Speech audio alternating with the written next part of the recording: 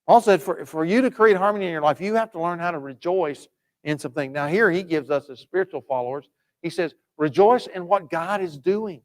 Rejoice in the fact that God has given you grace, that God has given you goodness, that God has blessed you, that God is your Father. God is there for you. God is always, he said, rejoice in that, even in the difficult places of life. When things aren't peaceful, rejoice in God. How important is that we have a place that we can go and rejoice and a person we can rejoice with? Because it's not always possible. It's not always feasible. People live in some difficult situations in life. But if they can go find a place and a person to rejoice with, it moves them beyond the circumstance. And they can find peace for the future and fulfillment wherein they're in. Because every life's not a party.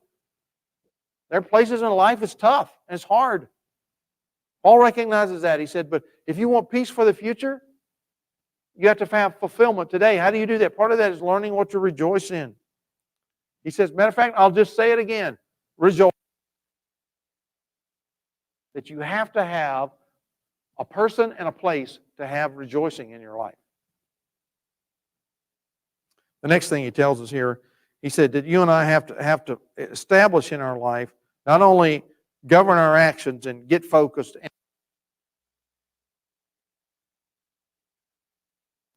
Now, there's nothing more motivating and nothing that moves us forward.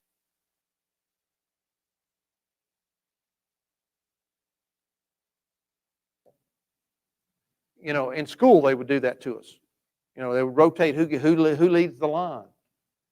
You know, and the line was always the crookedest by the kid who couldn't walk straight, who was the clown.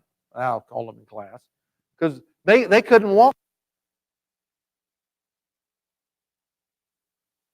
down the line. They acted up too,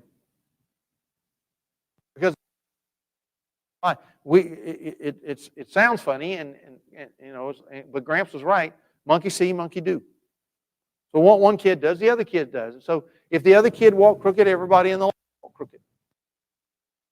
You know, if they put their hands up in the air, most of the other. You see, we are designed to follow an example.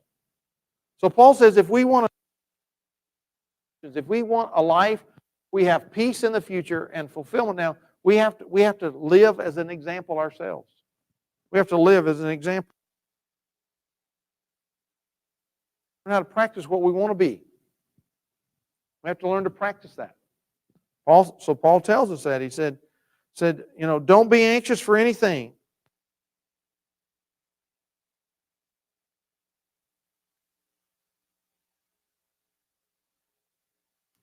Learn how to be an example. The second thing that Paul tells us about this thing about the future, and this kind of the second step of how do you do this.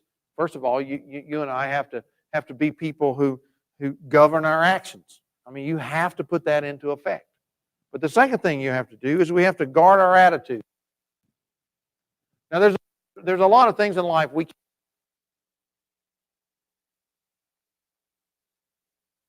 I'm holding the firstborn son. And I can't help it because I've lived with the story my whole life.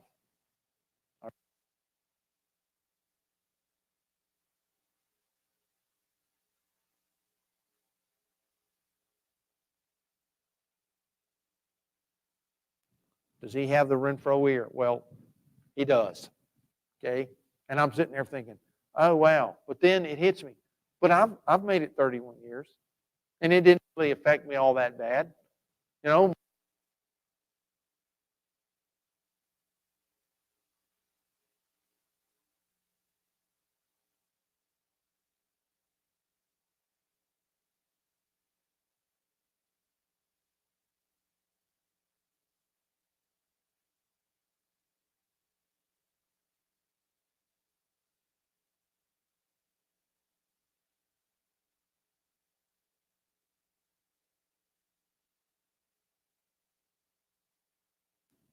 Paul says,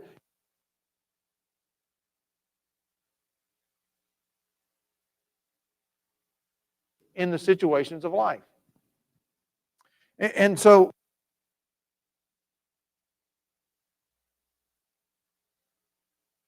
You have to have a replacement plan. When you take something out, you have to put something back. You have to have a replacement plan. Notice what he says, let your gentleness be evident to all people, because God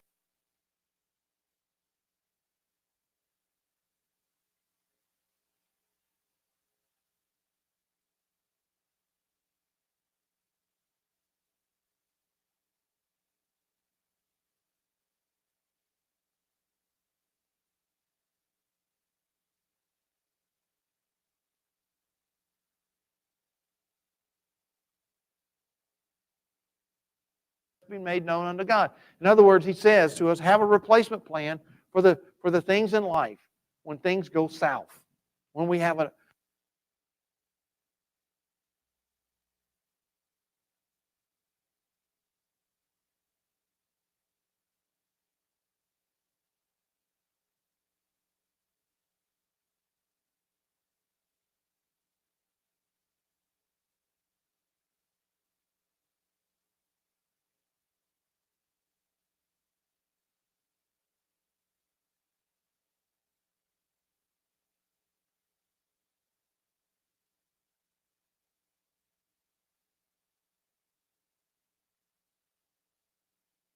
known somebody that's gone through that, about day 3, it's like, I don't want to even be around this person. They're like upset all the time, and they're angry all the time, and they got a bad attitude, and because their body has gone through this radical change from being fed all the time to not being fed anything.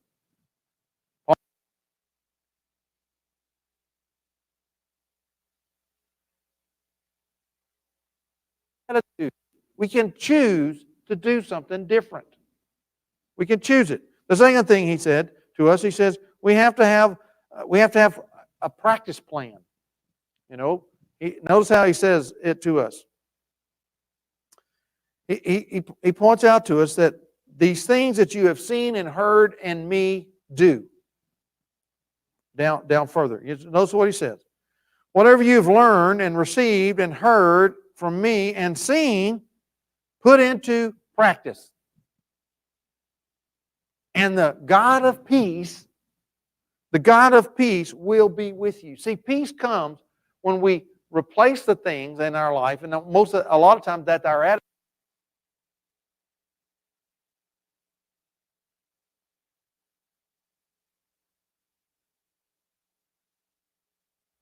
Because it doesn't just come naturally. You know, I remember telling our kids this, maybe you told your kids this, is you can get glad in the same pants you got mad in, right? Well, that's easy to say, it's not easy to do. Not easy to do. Change sometime and choose the right attitude. You notice that? It's easier to have a bad attitude. It's easier to wallow in our struggles. But Paul says, you have to have a replacement plan. You have to know what that's going to be. And you have to practice it. That is, you have had to seen it.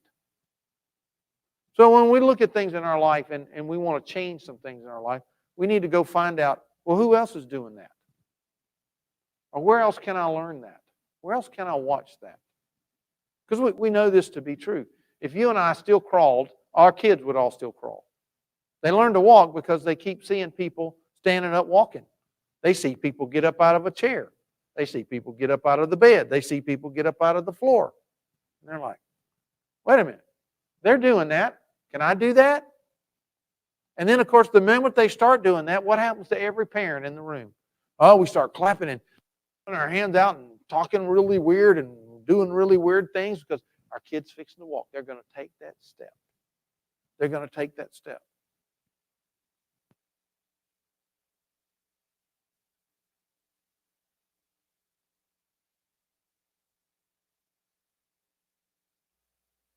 Through this. They can get through this. Anybody that's been with people who've been through a long illness or a difficult illness and have gotten through it, one of the most important things that they have is their story to tell to other people who are what? Going through that. To tell you, you can get through this. You can get through this. So this whole thing about seeing it is important. Not only that, it talks about is the fact that that you and I can hear it. We can hear somebody's story. Do you realize that your story and my story is one of the most powerful things that we can tell people in today's world of negativity? That you can get through this? That there's hope beyond? There's a future.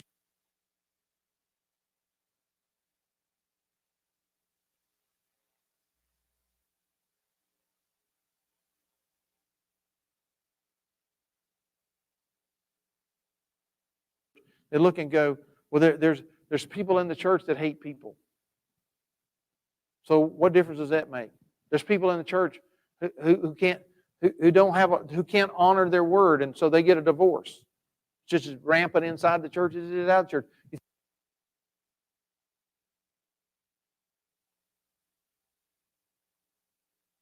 But you have to come to that conclusion. It doesn't make any difference. So why do I need it? Paul said, we need to hear it. We need to hear the story of people who through this. And then at some point you have to receive it.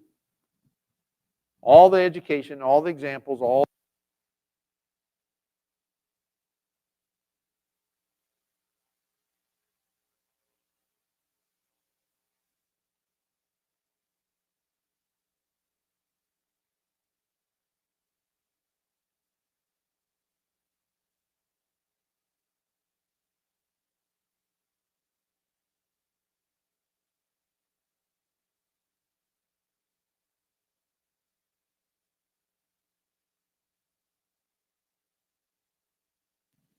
I get excited that you have renewed your concern for me.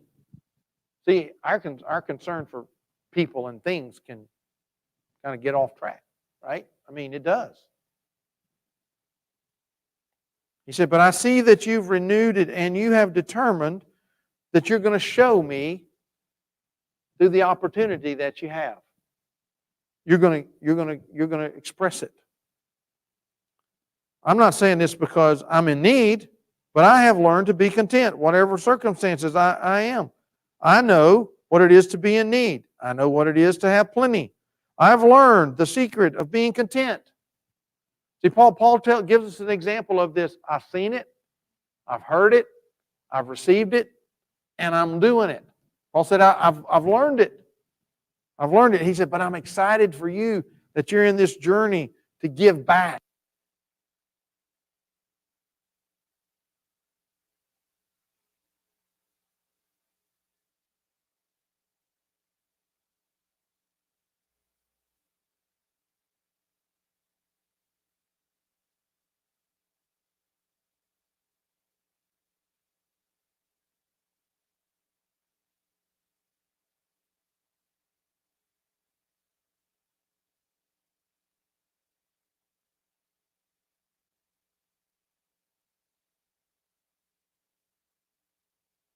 For them, it's kind of like, wow, this feels good.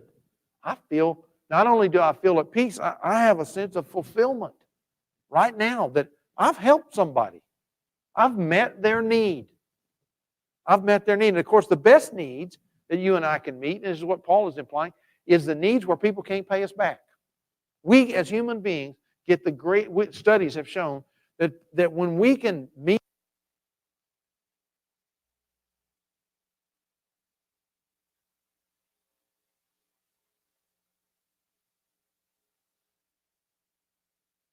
when we decide, I'm going to do that again, and I'm going to do that again, and I'm going to do that again, until that becomes our whole life, is I'm trying to see.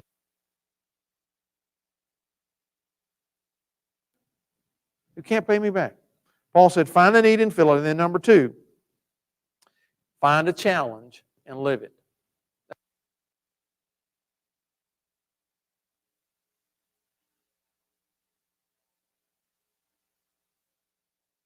You to share in my troubles. Moreover, as you Philippians know, in the early days, your acquaintance with the gospel that I set out from Macedonia, not one church shared with me. Paul said that nobody was supporting me in this. Nobody was supporting me of giving and receiving except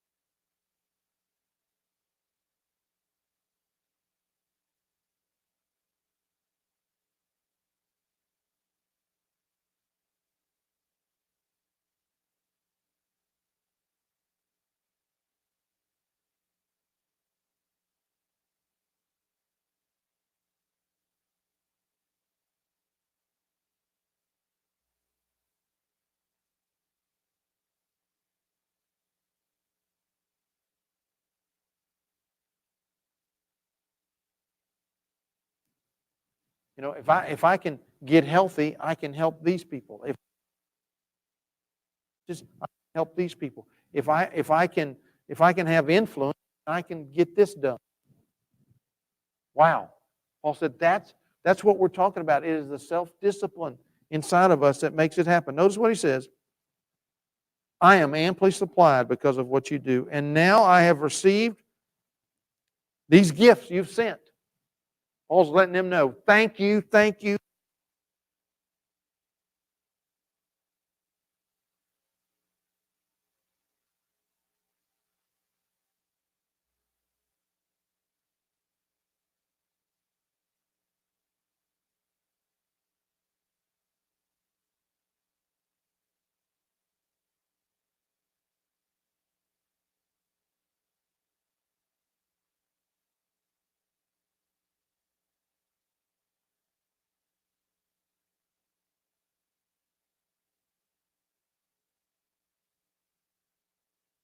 And all of a sudden, whatever that thing is that they did becomes highly more valuable when we hear the story of, wow, they did this for me.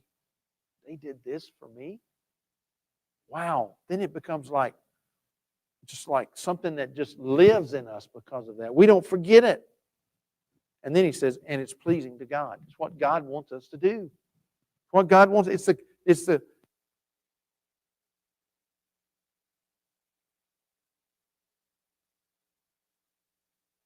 that here's what I know. Here's what I've learned.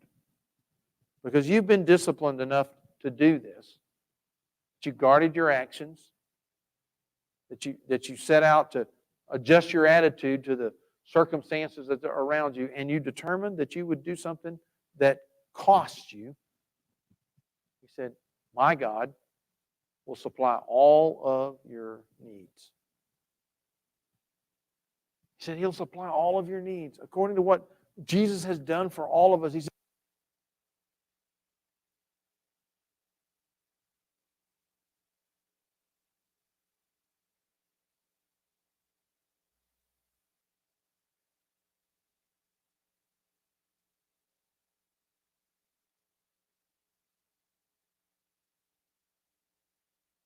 what a way to end this letter is to talk about people who have disciplined themselves to find peace in their life and fulfillment in their life, to making people's lives better.